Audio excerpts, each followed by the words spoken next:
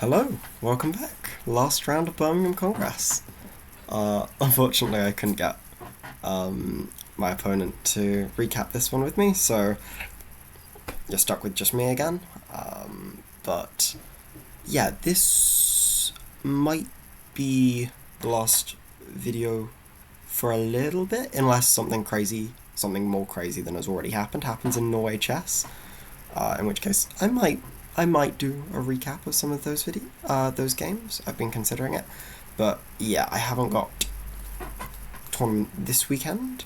But perhaps coming up again soon. And the second I play some more chess, you'll know about it. You'll see it on here.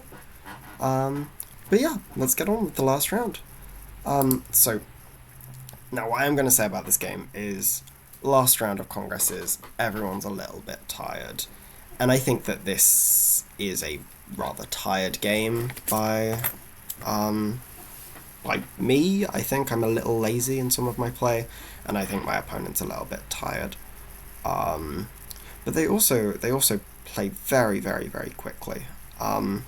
So yeah, let's get on with the game. So I play c4, and going into the game, I was expecting my opponent to go for like a Stonewall Dutch setup based on what I'd seen on their database, which I really wasn't particularly looking forward to playing against.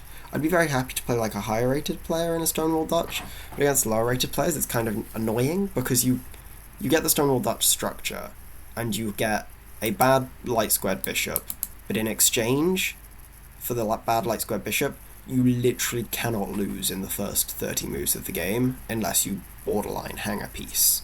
Like, it's a really, really annoying position to try and play against, and the plans for black feel rather simple and rather annoying. It's kind of hard to get... In my experience, I've struggled to get much of edge against it. I've, in the past, played for these quick rook b1, b4, b5, c5 ideas to try and grab some space on the queen side, but my results in those positions are so-so. So I was a little nervous about that, so I was really quite relieved to see knight f6, move 1, because after one knight f6, I was like, oh, okay, so I don't face a Stonewall Dutch. Or at least, if you do, it's some very, very weird move order transpositions. So I can just play g3, I can play my normal stuff, we get g6, bishop g2. Sorry, my chair's very creaky today. Don't know what's going on there. But yeah, bishop g2, and I was expecting...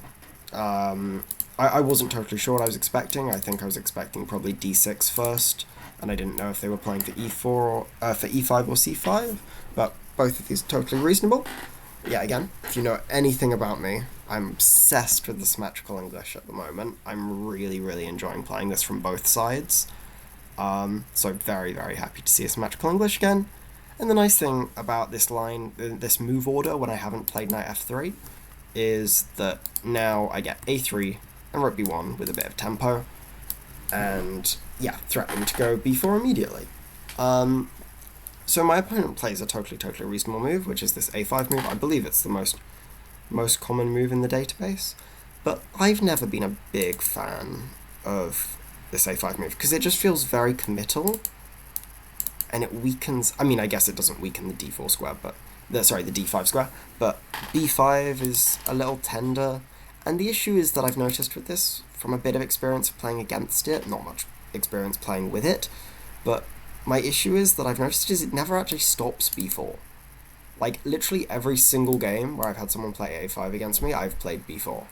And the moment it comes, it's really annoying. And we'll see what happens. We'll see if I get that in this game. I go knight f3. I usually quite like delaying d3. I know d3 is the more normal move, but I quite like having an extra tempo with this knight e1, knight c2, knight e3 maneuver to control the d5 square if they play for a quick e5.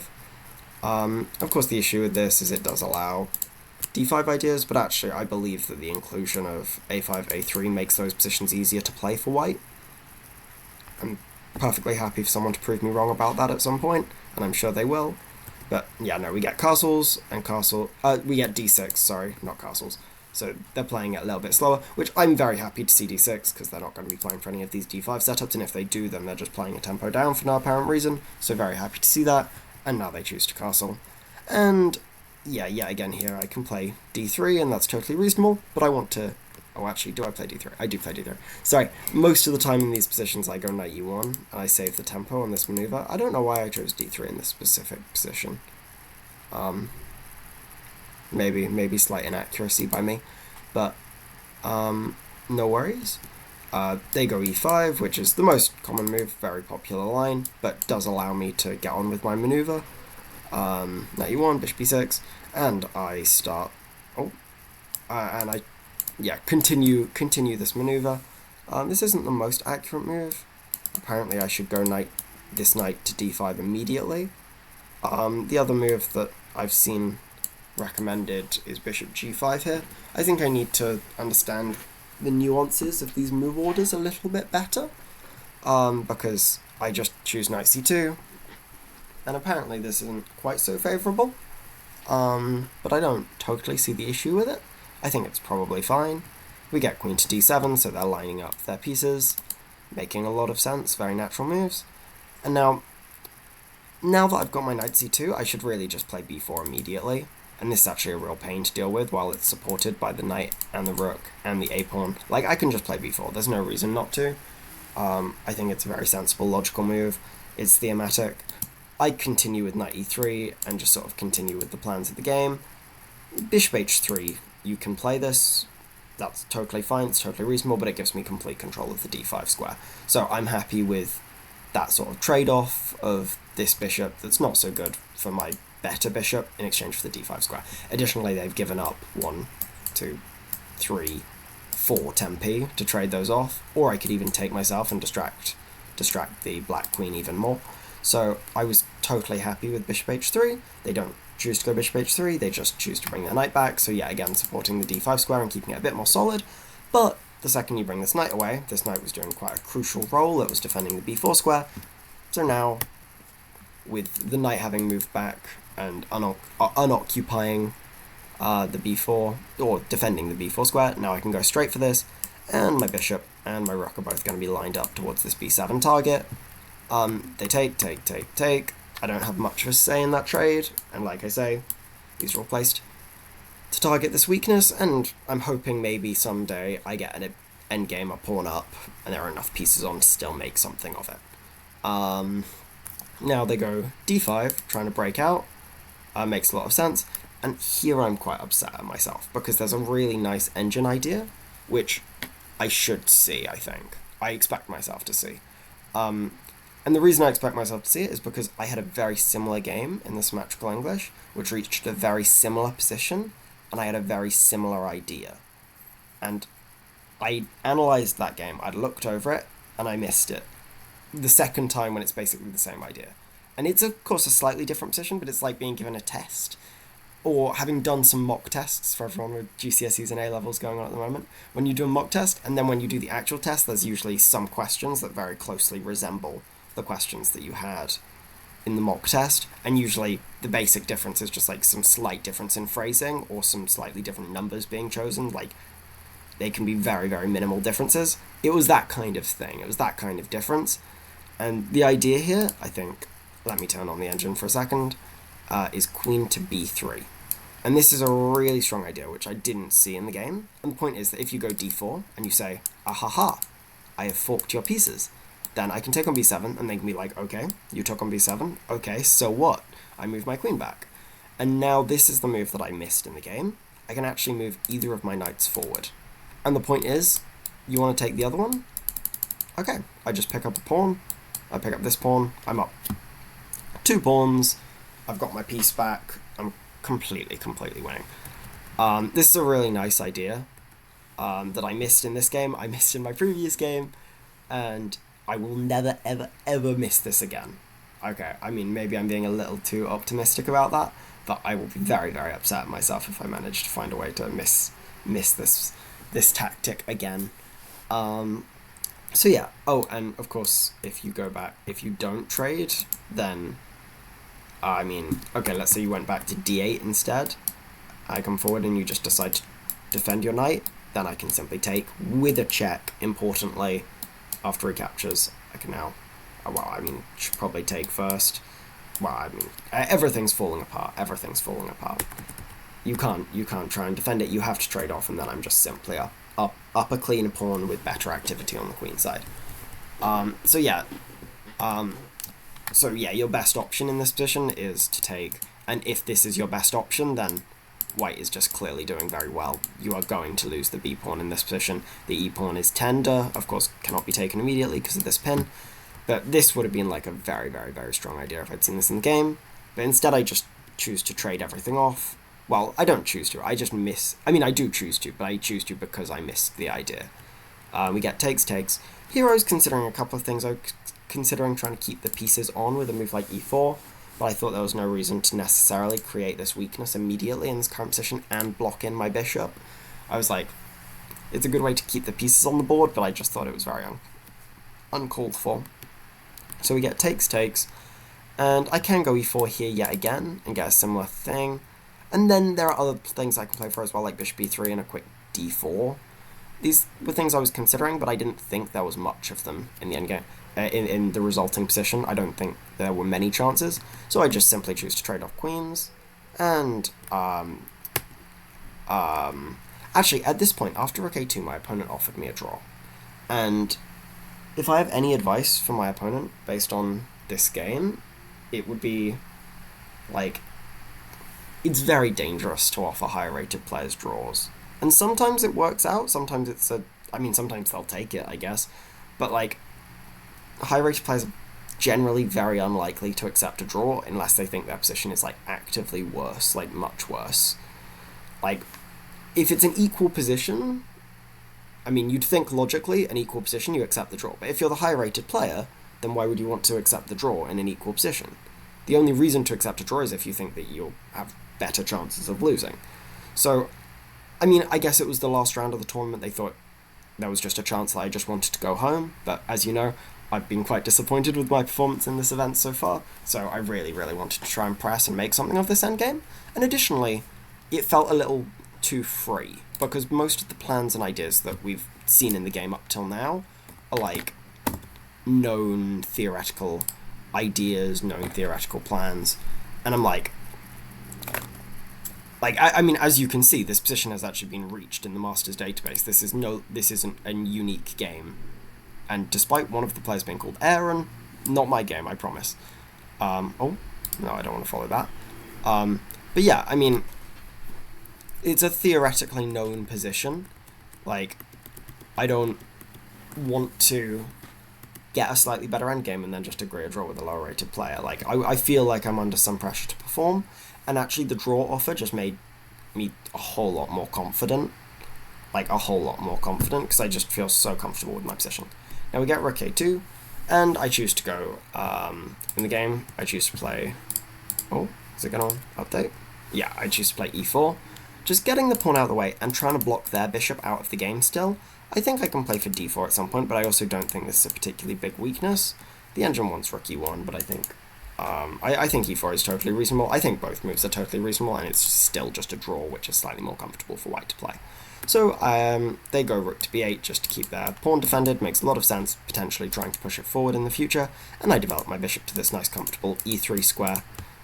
And basically my only argument is that this pawn is a weakness and that my bishop is slightly better than your bishop. That's the only thing I really have to play for in this position, but it's a reasonable claim to make, I think. My opponent goes b5, and now I should go rook fb1 to try and make their pieces a little bit more passive.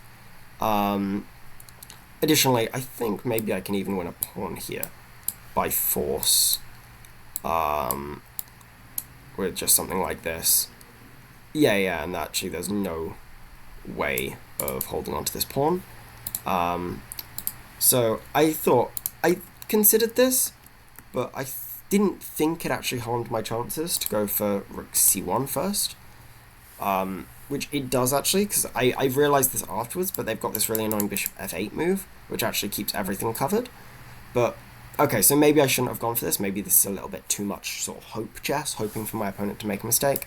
But I do set up a tactic when I play this move, and my opponent falls into it. My opponent goes b4, which makes a lot of sense because you want to put your pawn on a dark square, which can be defended by the bishop. It makes a lot of sense. But actually, they needed to play this in the other order because this allows a little trick. If you want to take a second, try and figure out what the tactic is for white. And yeah, in the words of Gotham Chess, he sacrificed the rook. And the point is, this cannot be taken. Rook c1, rook c8, sorry, the only move is bishop f8, and despite being down a full rook for a pawn of material, bishop h6, there is absolutely nothing that black can do. They can try and make some breathing room, but there is no way to stop rook takes f8, checkmate.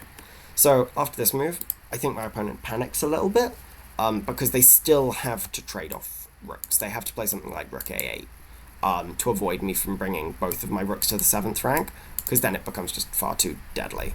Yeah, I think my opponent panics here. You've got to go rook a8 or rook to a8. They bring their rook to d8, which is natural, makes a lot of sense, trying to apply pressure to this pawn, but where do rooks belong? On the 7th rank. And actually, this is just a very simple game from now on. They shuffle their rook behind to defend the f-pawn. I bring my other rook down, just keeping eyes on everything on the 7th. We get h4, but I bring my bishop out to c5. If they move the rook away, then I'm crashing through and taking everything, so they have to sacrifice the exchange. But now it's just very simple. I bring my king forward, I bring my rooks in to force the bishop back, and that allows me to play f4, and now I can just completely block out the bishop on all of the dark squares, and in this position my opponent chooses to resign because there is nothing to stop. d4, d5, d6, d7, d8, basically. That just wins the game. There's nothing that black can play that's productive. You can't move this rook because I just take on f7. You can't move this bishop. Well, I mean, you can move this bishop. You can move this bishop back and forth, and I guess you can move the king back and forth, but there are no productive moves that can be made, so I will simply be playing d4, d5, d6, d7, d8. Yeah, much shorter video. I guess this is quite a clean game. Not too many mistakes were made by me, so I'm like reasonably happy with it. But I think it was also a very tired game by my opponent. I don't think I can read too much into it. They're a very, very good player. They're like 1930 ECF. But it's a long tournament. You've played 15 hours of chess at least this weekend, most likely. And like, you've got to take your time. The one thing maybe I would say is that my opponent did play their moves very, very quickly. And, I mean, it's a totally reasonable sort of playing strategy and, like, play style, but, like, it's always, I always find it a little bit of a shame when younger players, especially, are playing their moves really quickly, just because I used to use a lot of time in my games. I used to play very slowly, and I think I still do. And it's because I think you should be curious about the game. You should ask questions about the position. You should want to explore the ideas and themes. Like, yeah, maybe you win or lose, maybe time ends up becoming a factor, but I just want to enjoy the game. I really want to explore all of these ideas and plans and just try and understand and flesh out the position fully. So it's a little bit of a shame for me when I see players, especially as I say young players, that are playing really quickly, and I feel like they're not exploring and they're not as interested as like I was in the actual game, maybe more focused on trying to win and apply pressure to your opponent. And it's totally reasonable if you're trying to win, but a bit of a shame if you're trying to explore the game. But no, I mean, I thank my opponent for the game. I know they're probably not super happy with it because it's a lot of theory and then a sort of tactical mistake, but they're a very good player, and I saw some of their other games this event. This is clearly an anomaly, and if they keep working at their chess, they're going to go very far. I mean, their speed and generally positional play was bang on. Like, I'm sure that they don't miss tactics like this often, and frankly, if they didn't, then with their speed, I would have gotten absolutely nothing against them as a 250 point rating favourite. So, very, very strong player. Lots of respect. Yeah, I think it's one of the reasons that I love the Symmetrical English, though. For white, it's just, Black's position is never losing. It's never bad. Like, it's really hard to go super badly wrong in the opening. But there's always this nagging pressure. And if you're not strong enough to get me out of a position I'm super comfortable with, then even if you're drawing, you might struggle. You might walk into some difficulties, find some challenges for yourself. Yeah, I don't think there's too much else to sort of recap in this game. Yeah, other than potentially d3 is more accurate than knight f3 because of the reasons I explained about controlling... Sorry, maybe I didn't actually explain them. The reason to go d3 first is because you still control the d5 square, and the point is that if they cannot go d5, then they're forced to go d6, and then you can play knight f3. And if I'd done it in the other order, that's slightly more precise, I think. If my opponent had already committed to d6 earlier, then something like knight f3 makes a little bit more sense to get this knight e1, knight c2, knight e3 maneuver in faster, while d5 will lose a tempo. So I think it's a totally reasonable idea. But if you like endgames and you like solid positions, look at the Symmetrical English.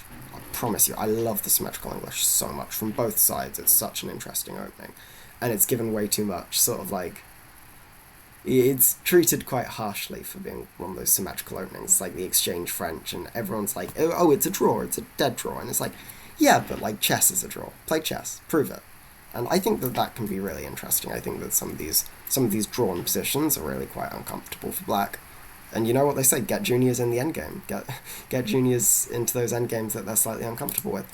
Now, amazingly, given how my second day of the tournament went, with scoring only a half out of 2, with my 2 wins today, I managed to jump up to 3.5, which is somehow getting me clear third.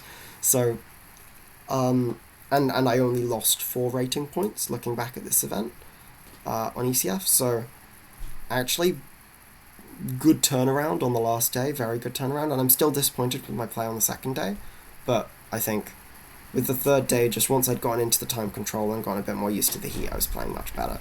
So I'm not totally disappointed with this tournament. I thought it was a very good comeback, and it's nice to still place.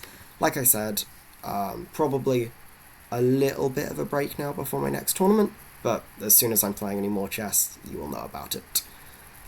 Thank you for watching. I hope you've enjoyed the sort of Birmingham mini-series, and Merry Christmas. Have a lovely week.